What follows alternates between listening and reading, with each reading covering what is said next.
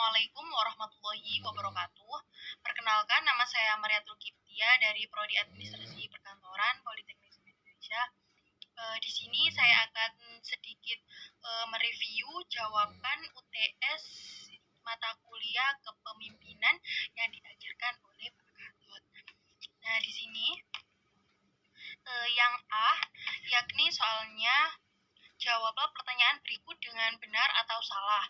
Nah, yang nomor 1, diversity adalah pendekatan yang memperhatikan lebih dari satu budaya. Sementara multicultural adalah keberadaan budaya yang berbeda atau etnis dalam satu kelompok atau organisasi yang terkait di dalamnya. Nah, itu jawabannya benar. Diversity sendiri yakni pendekatan yang memperhatikan lebih dari satu budaya. Jadi dalam satu kelompok tersebut banyak budaya, itu namanya diversity.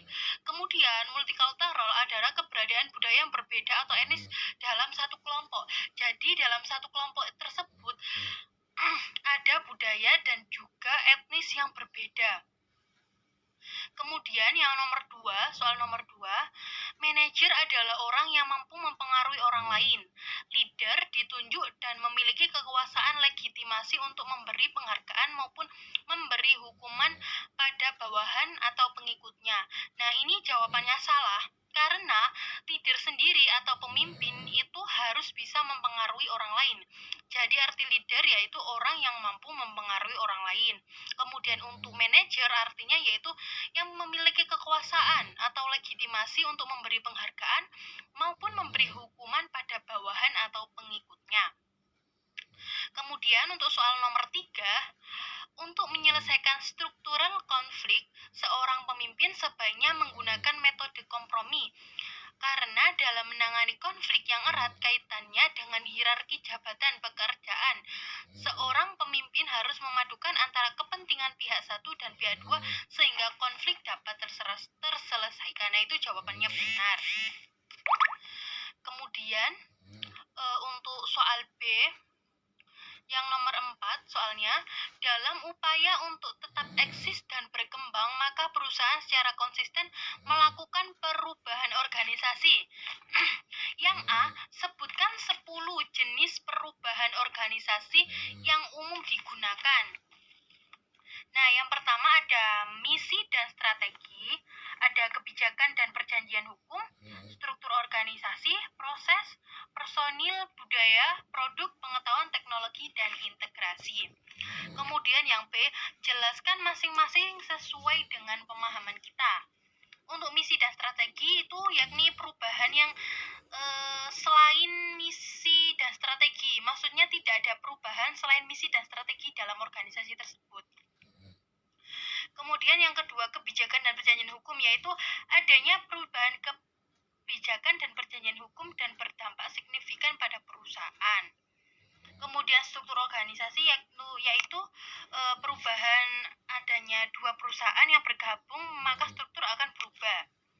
Kemudian proses perubahan yang dapat meningkatkan kualitas layanan produk.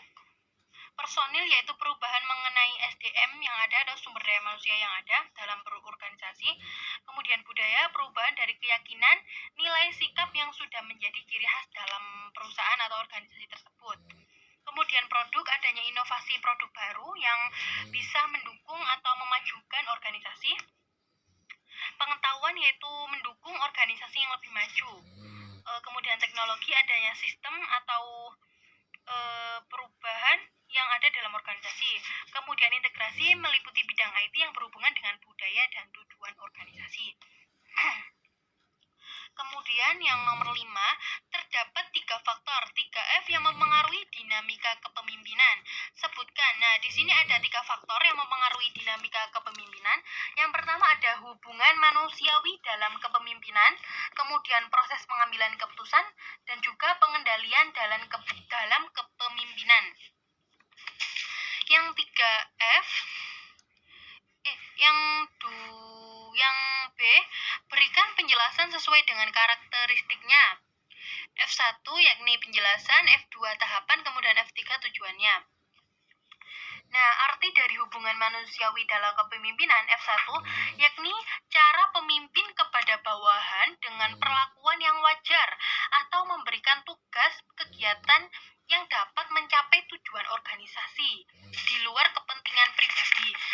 Jadi artinya hubungan manusiawi dalam kepemimpinan itu kita sebagai pemimpin memberikan tugas kepada bawahan atau memberikan kegiatan itu sewajarnya, tidak berlebih di luar kepentingan pribadi. Jadi kita harus melakukan kepentingan kelompok ataupun organisasi. Yang F2 yakni tahapan dari pengambilan keputusan, proses pengambilan keputusan. Yang pertama, kita harus melakukan analisis data yang ada pada organisasi atau perusahaan. Kemudian menetapkan keputusan, kemudian menghimpun data melalui pencatatan atau penelitian, melaksanakan keputusan sebagai tindakan perolehan data baru selama kegiatan berlangsung. Kemudian ada tujuan dari pengendalian kepemimpinan. Yang pertama adalah mengumpulkan informasi untuk mencapai program organisasi, kemudian mengevaluasi program kerja, memecahkan masalah bersama, menyampaikan informasi, instruksi, dan arahan, diskusi antara pimpinan dan anggota organisasi. Kemudian untuk yang nomor 6, impression management. Ya, yang A, apa yang dimaksud dengan impression management? Yakni dapat diartikan usaha seseorang untuk menampilkan kesan pertama yang disukai pada orang lain. Kemudian untuk tujuannya, yang pertama adalah mempengaruhi persepsi orang lain, yang kedua memelihara hubungan saling menguntungkan dan reputasi politik. Kemudian untuk sebutkan 3 teknik pengelolaannya. Yang pertama ada ingratiasi atau tindakan yang menarik, kemudian promosi diri atau tindakan agar orang lain terkesan pada kita untuk first impression-nya, kemudian keteladanan atau menunjukkan moralitas diri kita. Yang soal terakhir adalah pengembangan kepemimpinan berbasis budaya, sebuah tantangan kepemimpinan baru pada divisi internasional Jaringan Nasional Indonesia JNI 47 Jakarta. Nah, ini untuk soal yang pertama, sebutkan ke-8 pola pengembangan kepemimpinan dan berikan penjelasan apa yang dimaksud masing-masing itemnya. Nah, di sini yang pertama ada pengembangan visi pribadi, orientasi karir, yakni atau tujuan karir. Kemudian memiliki mentor yang tepat atau kita memiliki nasihat yang tepat dalam perusahaan. Yang ketiga ada mendapatkan tugas yang paling menantang atau tugas yang bisa menguji atau mengasah kemampuan kita. Dan juga itu dapat meningkatkan kompetensi ataupun pengetahuan dalam diri kita. Yang keempat, meningkatkan pengawasan dan pengendalian diri. Kemudian kaji ulang dan umpak balik yang relevan. Kemudian belajar dari kesalahan sebagai pelajaran. Nah, kita harus belajar dari kesalahan yang sudah kita lakukan, supaya kita menjadi pribadi yang lebih baik. Belajar untuk melihat peristiwa secara komprehensif dan teliti. Teliti dan waspada terhadap hal yang mudah diselesaikan untuk mencapai tujuan. Yang B yakni apa yang dimaksud dengan nilai budaya kerja. Nilai budaya kerja sendiri dapat diartikan suatu falsafah yang didasari oleh pandangan hidup sebagai nilai yang menjadi sifat kebiasaan atau kekuatan pendorong suatu kelompok ataupun organisasi.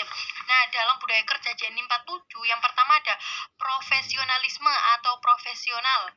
Kemudian ada integritas, orientasi kepentingan perusahaan, dan perbaikan tiada henti. Jadi kita harus melakukan perbaikan.